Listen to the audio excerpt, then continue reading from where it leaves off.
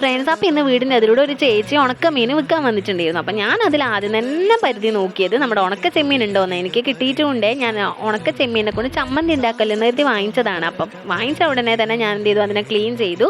അതിൻ്റെ തലയും വാലൊക്കെ കളഞ്ഞിട്ട് ഇതാ മാറ്റി വെച്ചിട്ടുണ്ട്. പിന്നെ നമുക്ക് ചമ്മന്തിക്ക് ആവശ്യമായിട്ടുള്ള സാധനങ്ങളും കൂടി ഇവിടെ എടുത്ത് വെച്ചിട്ടുണ്ട്. തേങ്ങ, വറ്റൽമുളക്, വെളുത്തുള്ളി, അതുപോലെ തന്നെ ഒരു കുഞ്ഞു സൈസ് പുളിയും കൂടി എടുത്ത് വെച്ചിട്ടുണ്ട്. ഇതൊക്കെ ഞാൻ വഴറ്റുന്നത് ഒരു ചീനച്ചട്ടിയിലാണ്. ചീനച്ചട്ടിയിൽ ഇതൊക്കെ വഴറ്റിയിട്ട് അത് ചമ്മന്തിയാക്കി കഴിക്കുന്നൊരു ടേസ്റ്റ് വേറെ തന്നെയാണ്. അപ്പോൾ അതിൽ കുറച്ച് എണ്ണ ഒഴിച്ചിട്ട് നമ്മുടെ ഉണക്ക ചെമ്മീനും കൂടി ഒന്ന് വഴറ്റി കൊടുത്തു. അതേ എണ്ണയിലേക്ക് തന്നെ തേങ്ങയും കൂടി ചേർത്ത് കൊടുത്തു. തേങ്ങ ഒരു ഗോൾഡൻ കളർ ആവുന്ന സമയത്ത് നമ്മുടെ വറ്റൽമുളക് അതുപോലെ വെളുത്തുള്ളിയും കൂടി ചേർത്ത് ഒന്ന് മിക്സ് ചെയ്ത് നല്ലോണം ഒന്ന് വഴറ്റിയെടുത്ത് കൊടുത്തിട്ടുണ്ട്.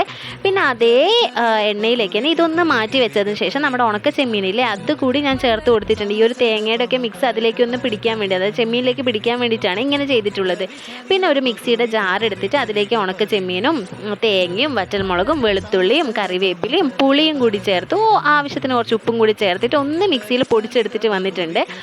അപ്പോൾ ഇതാ ഒരു സമയം കൊണ്ട് നമ്മുടെ ഉണക്ക ചെമ്മീൻ ചമ്മന്തി റെഡി ആയിട്ടുണ്ട്. അടിപൊളി ടേസ്റ്റാണ്. നമുക്ക് ചോറിൻ്റെ കൂടെ ആയാലും കഞ്ഞിയുടെ കൂടെ ആയാലും ഒക്കെ കഴിക്കാൻ പറ്റുന്നതാണ്. അപ്പോൾ എല്ലാവരും ഒന്ന് ട്രൈ ചെയ്ത് നോക്കണം. എല്ലാവർക്കും അറിയുന്നതായിരിക്കും, എന്നാലും ഒന്ന് ഈ വീഡിയോ കണ്ട് ട്രൈ ചെയ്ത് നോക്കണേ. അപ്പോൾ നമ്മൾ ഇന്നത്തെ വീഡിയോ അത്രയേ ഉള്ളൂ. Thank you.